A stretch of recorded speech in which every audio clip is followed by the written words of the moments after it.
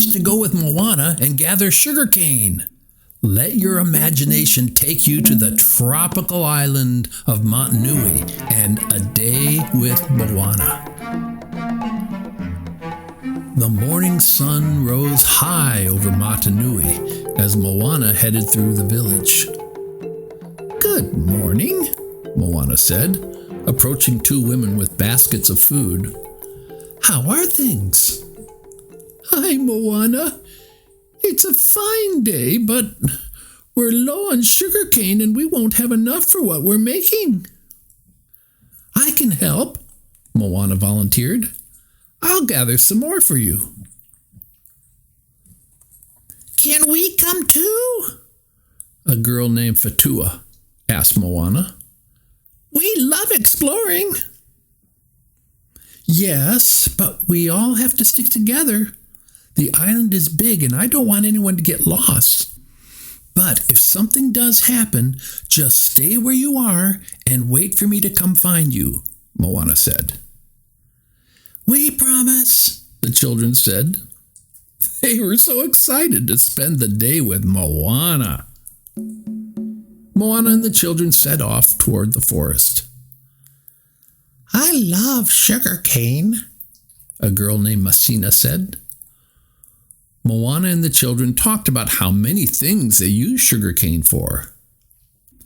"I like to just eat it by itself," a boy named Toa said. The forest was full of giant trees, colorful plants, and rocks and boulders of all sizes. Without any clear paths to walk along, it was obvious why Moana had told them to stick together. Moana looked for visual signs to help her find her way. "See, that rock over there looks a little like Pooh," Moana said. The kids loved Pooh and could picture him as if he were right there. Moana pulled aside some thick green vines, revealing a large grove of coconut trees. "Can we stop for a snack?" Laume asked. "That's just what I was thinking," Moana replied. Laume and Toa scrambled up a tree. They picked the ripest fruits, then tossed them down. After they broke open the coconuts against a rock, they devoured the white meat and drank the sweet water inside. It was a refreshing break. "Do we have time for a game?" Fatua asked. Since they'd reached the coconut grove sooner than Moana had expected, she figured a quick game wouldn't hurt. "How about a round of hide and seek?" she asked. "Yes!" the children exclaimed. They scattered in every direction. "But stay close by," Moana called after them. She shut her eyes and began to count. While he was looking for a place to hide, Toa saw a colorful bird he'd never seen before. He began to follow the bird. "Time's up!" Moana yelled. She opened her eyes and began to look for the children. In a matter of minutes, Moana had found Fatua, Laume, and Messina. That meant only Toa was left, but no matter where she looked, Moana couldn't find him. "Good job, Toa.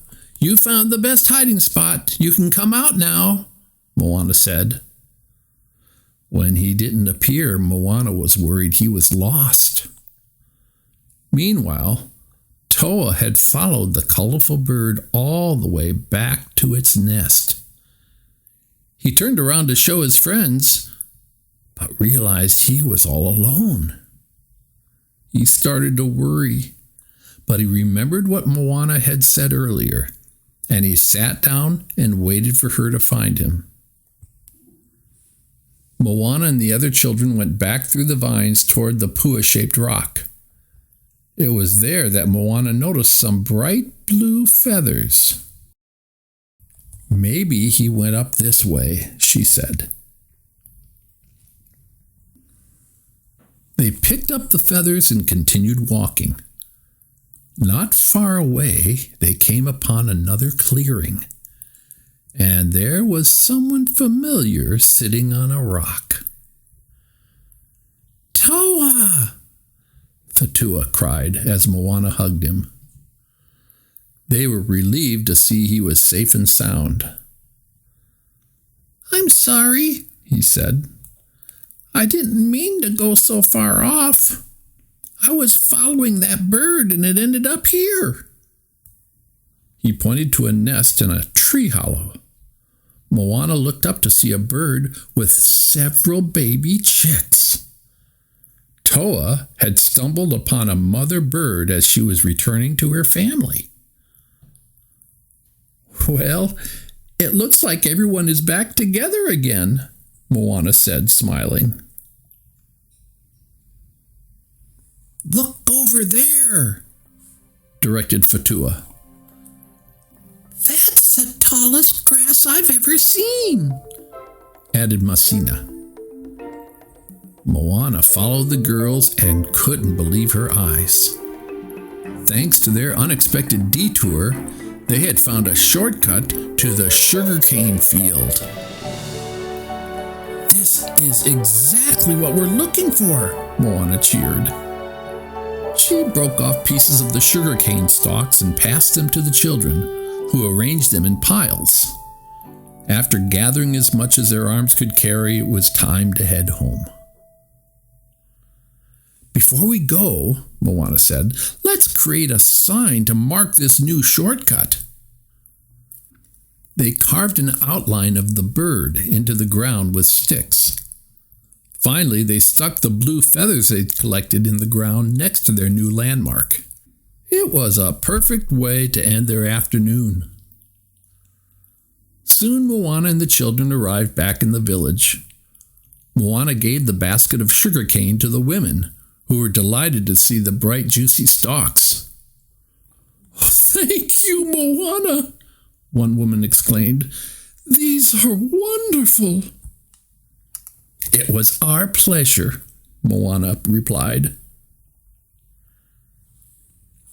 As they said goodbye, Moana gave each child a hangi, pressing her nose against theirs. "When I grow up, I want to be like you," Toa said. Moana was touched. As Grandma Tala says, you can be whatever your heart tells you. Moana smiled all the way home. Her heart felt as full as the baskets of sugarcane.